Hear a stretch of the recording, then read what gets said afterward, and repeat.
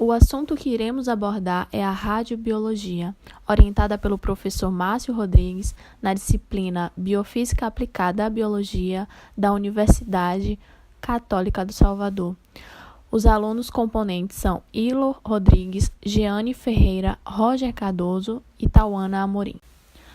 Os fenômenos radioativos começaram a ser descobertos em 1896 pelo cientista francês Antoine-Henri Becquerel.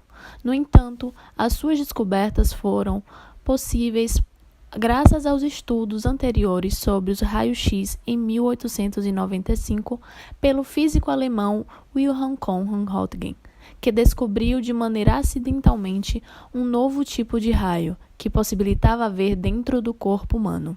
Como esse cientista não sabia ao certo qual era exatamente a natureza desses raios, o chamou de raio-x. Um dos seus testes foi com a radiografia da mão da sua esposa, Annabetta Ludwig, que possibilitou ver os ossos da mão dela. Observou-se que o raio-x não atravessava o ouro da aliança, impossibilitando visualização do osso nesta região. Juntamente com Becquerel, o casal Pierre Curie e Marie Curie descobriu que a propriedade que eles haviam visto pertencia ao urânio, pois todos os minérios de urânio emitiam os raios que impressionavam o filme. Então, Marie Curie nomeou a propriedade que o urânio emite os raios de radioatividade. Alguns anos depois, o físico neozelandês Ernest Rutherford realizou um experimento que identificou a natureza da radioatividade, mostrando que ela se originava do núcleo. Ao contrário do que Dalton pensava, o átomo não poderia ser maciço. Ele era vazio e tinha um núcleo muito pequeno, denso e com cargas positivas. A radioatividade é quando o átomo possui um núcleo muito energético que tende a se estabilizar, emitindo excesso na forma de radiação. Essas radiações são ondas eletromagnéticas ou partículas que se propagam com a determinada velocidade. Elas podem ser geradas por fontes naturais ou por dispositivos construídos pelo homem.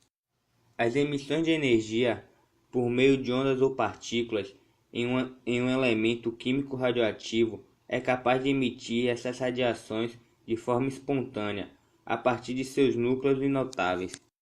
As radiações elas podem ser divididas em duas: as que não são ionizantes, que são aquelas que não têm energia para realizar ionização, e as que são ionizantes, que são as que interagem com o meio, promovendo a ejeção de elétrons da órbita do átomo. Essas partículas emitidas por um elemento radioativo podem ser de três tipos, sendo elas ionizantes. As partículas alfas são partículas positivas constituídas de 2 prótons e 2 nêutrons. Essas partículas podem ser chamadas também de núcleo de hélio, por conter a mesma quantidade de prótons e nêutrons de gás nobre, e não possuem um alto poder de penetração. As partículas beta podem ser negativas, constituídas por um elétron. Quando ocorre excesso de carga negativa, elas são denominadas de beta negativa. Essas partículas betas são mais penetrantes e mais energéticas que as partículas alfa.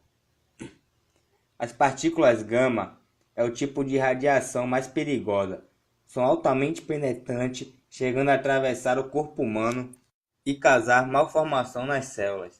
Os raios da gama conseguem atravessar uma chapa de aço de até 15 cm de espessura, mas elas são barradas por grossas placas de chumbo. A radiação gama não chega a ser tão energética, mas ela é altamente penetrante. Temos como exemplo de um método que ele é utilizado a partir das radiações ionizantes é o raio-x, a radiação de freamento, que é a radiação resultante da desaceleração, o freamento, de elétrons de alta velocidade quando entram em colisão com o alvo.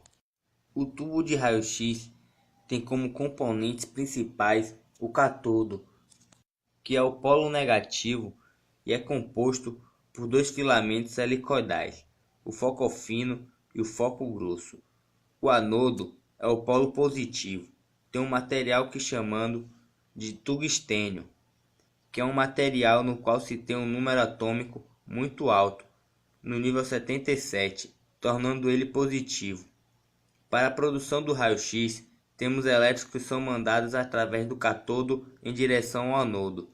Nisso ocorre um atrito entre o núcleo e o elétron incidente, ocorrendo uma mudança da trajetória. Essa mudança faz com que os elétrons percam sua energia cinética e que ele seja transferido e liberado através da radiação que chamamos de raio-x. Eu irei falar agora dos benefícios que a radioatividade traz na agricultura. A tecnologia de radiação de alimentos melhora a qualidade de produtos alimentícios. Utilizado em frutas frescas, grãos e vegetais, o processo previne o brotamento, retarda a maturação e aumenta o tempo de conservação dos alimentos, facilitando o armazenamento e evitando a transmissão de doenças. Na indústria, a técnica nuclear mais conhecida nessa área é a gammagrafia, uma radiografia de peças metálicas ou de estruturas de concreto, com a qual é possível verificar se há defeitos ou rachaduras que possam causar vazamentos.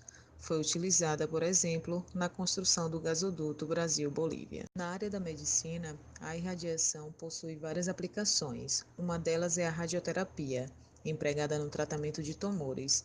Também existem os radiofármacos, usados em avaliações neurológicas e cardiológicas, e os radioisótopos, cujo elemento mais comum é o iodo 131, que auxilia no diagnóstico de doenças da tireoide. A radioesterilização é outra tecnologia importante, aplicada no sangue e seus derivados, e em tecidos destinados a transplantes. Sobre os benefícios no meio ambiente. Técnicas nucleares são empregadas em pesquisas nas áreas de monitoração e recuperação ambiental. Com elas, é possível avaliar os recursos hídricos, a física e a química de solos, datar superfícies, sedimentos marinhos, árvores e sítios arqueológicos. Já os traçadores radioativos permitem acompanhar o trajeto de poluentes no ar, no mar, nos rios ou no solo, e assim detectar danos ao meio ambiente.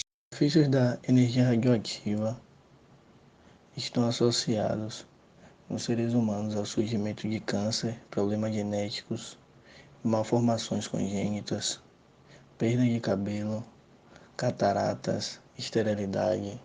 Tudo isso está diretamente ligado ao grau de exposição que o ser humano vai ter à radioatividade. E já no meio ambiente e nos animais, a contaminação se dá primeiramente, geralmente, a partir do solo.